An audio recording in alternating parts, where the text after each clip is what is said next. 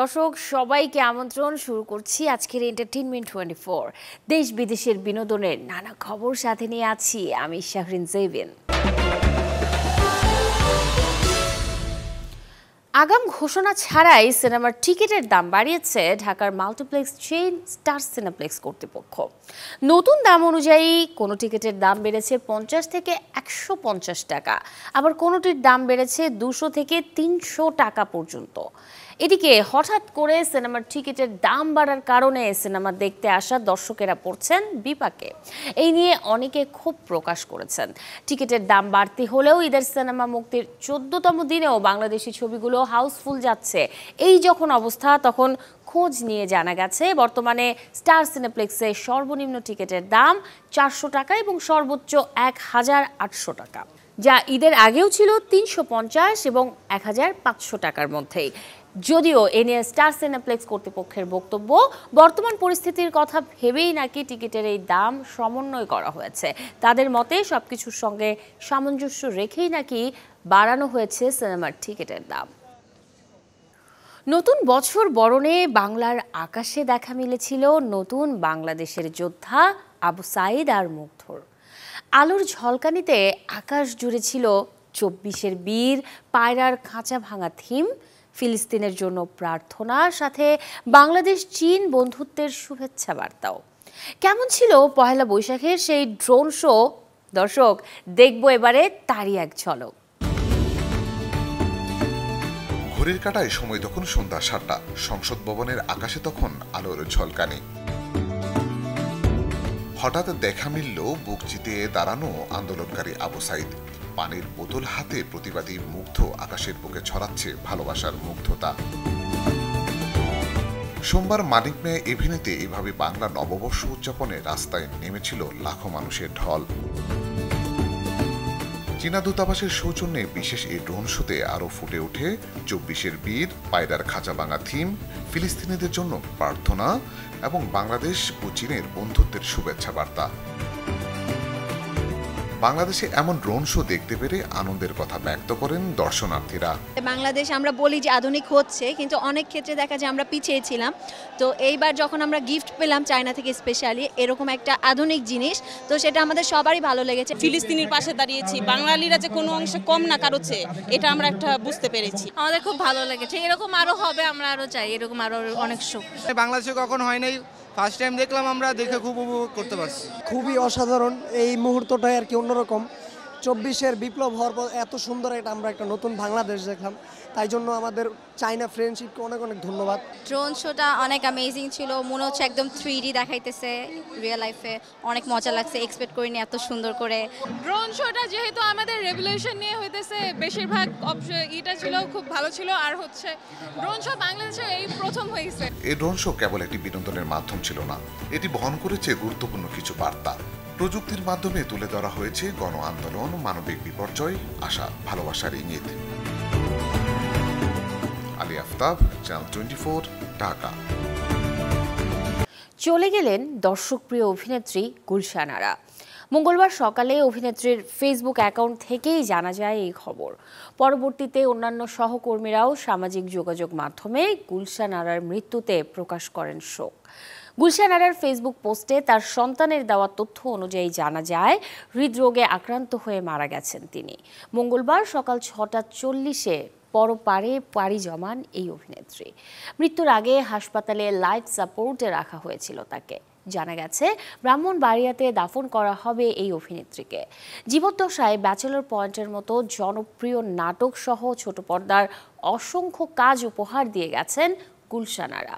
লাল শাড়ি কিংবা হৃদয়ের কথার মতো একাধিক সিনেমাতেও করে গেছেন তিনি অভিনয়।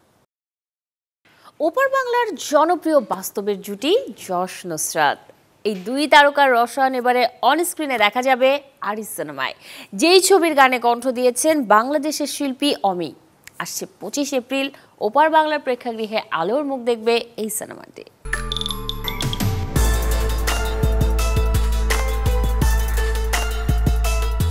বহু বছর পর বাংলা সিনেমার জগতে ফিরলেন চিরচেনা চিরসবুজ এক মুখ মৌসুমী চট্টোপাধ্যায়। আর তার এই প্রত্যাবর্তনের সঙ্গী হচ্ছেন যশ দাশগুপ্ত ও নুসরাত জাহান।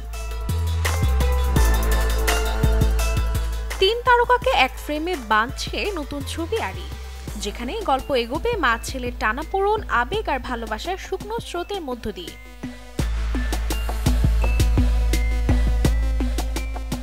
জিৎ চক্রবর্তীর পরিচালনায় এই ছবিতে মৌসুমীকে দেখা যাবে মায়ের ভূমিকায়, যার ছেলের চরিত্রে যশ, আর এই সম্পর্কের ক্যানভাসে এক অন্য রঙের ছোঁয়া যোগ করেছেন নুসরাত, যিনি কাজ করেছেন এক লেখিকার চরিত্রে।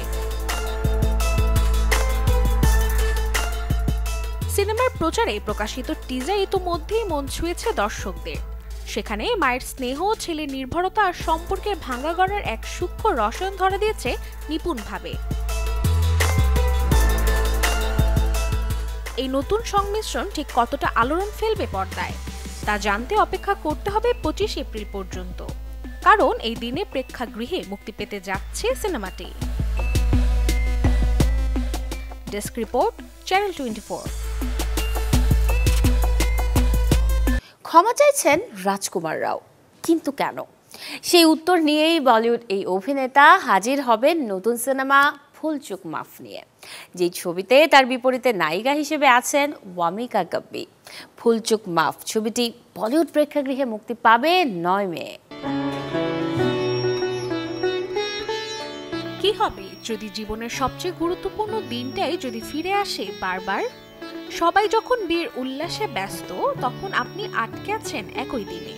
এক অদ্ভুত চক্রে প্রতিদিন ঘুম ভাঙে ঠিকই, কিন্তু সেই দিনে যেদিন আপনার হলুদ সন্ধ্যা। কেউ কিছু বুঝছে না, অথচ আপনি জানেন সময় যেন আপনাকে কিছু একটা বোঝাতে চাইছে। এই অচেনা পরিস্থিতি থেকে মুক্তি পেতে কি শুধুই সময়কে বোঝা যথেষ্ট, নাকি আগে বুঝতে হবে নিজের ভেতরের ভুলচুক? এমন এক রহস্যে ঘেরা, মজার ও আবেগঘন গল্প নিয়ে আসছে ফুলচুক মাফ।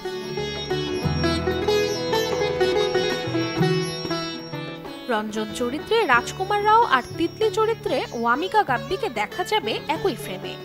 তাদের প্রেমে পূর্ণতা দিতে বিয়ের দিন ধার্য হয় 30 তারিখ। বাড়িতে চলছে জোরসোর প্রস্তুতি। রঞ্জনের নতুন সরকারি চাকরি নিয়ে খুশির হাওয়া, চারপাশে ভাসছে খুশির বন্যা। কিন্তু হঠাৎ করেই রঞ্জনের জীবনে ঘটে যায় অবিশ্বাস্য এক ঘটনা। তার বারবার ঘুম ভাঙে 29 তারিখেই।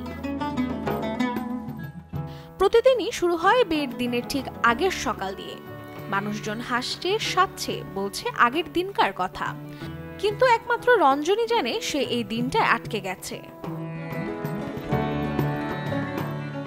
প্রশ্ন ওঠে, কে আটকে দিল তাকে এই সময় চক্রে? ঈশ্বর, ভাগ্য, নাকি তার নিজেরই কোনো এক ভুল? আর এই সব কিছুর উত্তর জানতে অপেক্ষা করতে হবে 9 মে অবধি, কেননা এই দিনে প্রেক্ষাগৃহে মুক্তি পেতে চলেছে পরিচালক করণ শর্মার টাইম লুপ সিনেমা ফুলচুক মাফ। Desk report, channel 24। এই ছিল আজকের এন্টারটেইনমেন্ট 24 এর আয়োজনে। বিনোদনের সব খবর জানতে ভিজিট করুন আমাদের ফেসবুক পেজ এবং ইউটিউব চ্যানেলে। কাল ঠিক একই সময়ে আবারও দেখা হবে।